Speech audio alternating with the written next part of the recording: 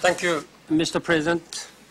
Excellencies, Dr. Chan of WHO, ladies and gentlemen, thank you for participating in this meeting. At a time of global concern about the new strain of influenza A, H1N1, it is necessary and right that the United Nations comes together to discuss what is happening. People the world over are worried about the health of their friends, families, and children. Today, our thoughts must be with all the communities that have been touched by the virus. In particular, our hearts go out to those where there has been loss of life. There is still much that is not known about this new strain and the dangers it poses. We should not allow intense media coverage to alarm us. At the same time, we should avoid a false sense of security if such coverage declines. In the face of uncertainty, we must be vigilant. We must pay close attention to the advice of the World Health Organization. I thank Dr. Margaret Chan and her colleagues for their excellent work. WHO is not only leading the response for the UN system, but also has been the public face, informing the world about the virus and its course. I'm delighted that Dr. Chan is with us today by video from WHO headquarters in Geneva.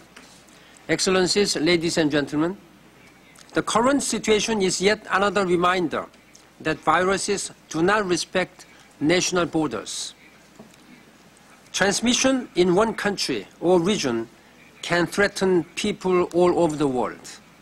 Our response must reflect enlightened self-interest and global solidarity at its best. This is a test for us all. We need to respond with a vigorous new multilateralism.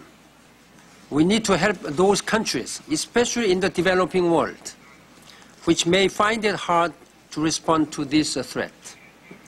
That is the only way to secure global public health. Fortunately, the world is better prepared than ever to deal with the pandemic. We have a strong framework in the international health regulations, which were negotiated in 2005 and which established standards for our collective response. Our challenge now is to ensure that all countries have the resources they need to maintain surveillance and protect their people. 2 weeks from now in Geneva, I intend to bring donors and the private sector together to explore how all can contribute. We also have a United Nations system that has done a tremendous amount to strengthen its readiness. In 2006, following concerns about the highly pathogenic avian influenza virus, the United Nations system started to prepare for a possible pandemic. Working under a steering committee chaired by the Deputy Secretary General, a small coordination unit brought together the Secretariat, the World Bank, and broad range of agencies, funds and programs. Governments, Red Cross and Red Crescent societies, defense forces, businesses, non-governmental organizations, and humanitarian organizations have also been involved. This effort has had 3 primary objectives. First, to ensure that the United Nations supports local and national authorities as they seek to meet the urgent health needs of their people. Second, to ensure that there is little or no interruption in the critical services we provide across our agenda. And third, to ensure the safety and security of UN staff and assets. We have studied various possible scenarios and carried out exercises at the country and regional levels. Headquarters offices have drawn up continuity plans and tested them. Our state of preparedness is reviewed regularly. Progress is generally good, but there is always room for improvement. The bottom line is this: if and when the world faces a severe influenza pandemic, the UN system is ready. Excellencies, ladies and gentlemen, Dr. Chan informed me yesterday that if the situation remains as it is, WHO has no plan to raise the alert level to 6 at this moment. But WHO continues to warn that a pandemic is possible. Let us remember that even if WHO does declare phase 6 a pandemic, that would be a statement about the geographic spread of the virus, not its severity. Dr. Chan will have more to say about this. Should the pandemic be declared, certain sectors will be crucial to our response. These include travel and tourism, financial services, food and agriculture, relief and civil defense. The United Nations is helping actors in these areas examine the implications of what is known and not known about the virus so they can to maintain the continuity of the operations. Veterinarians and public health experts will also play key roles.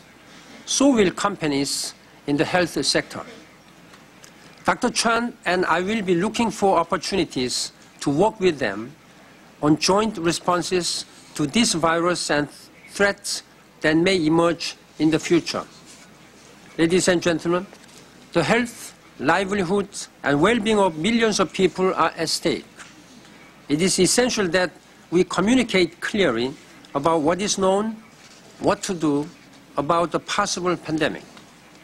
That means calling the outbreak by its proper name, Influenza A, H1N1.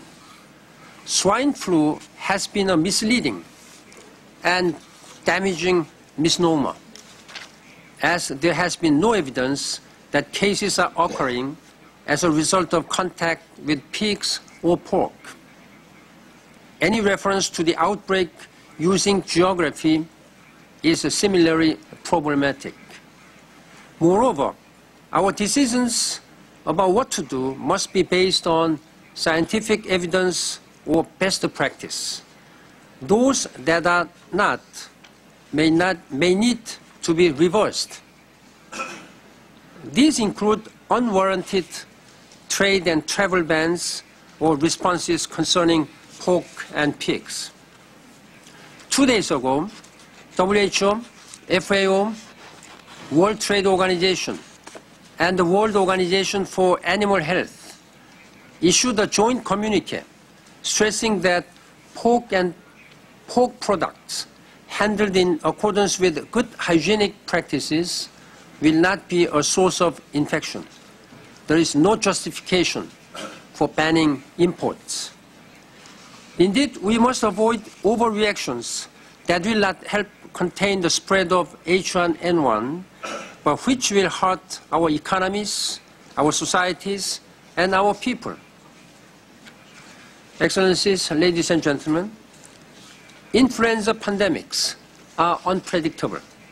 That is why we have prepared so extensively. That is why we remain on the alert.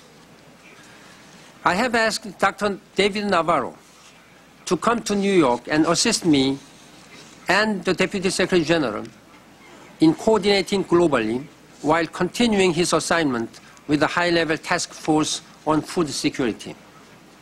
As we hope for the best, we must also be ready for more substantial challenges in the weeks and months to come. I will count on your support, your generosity, and your understanding that we are all in this together. The health security of any one nation requires security for all.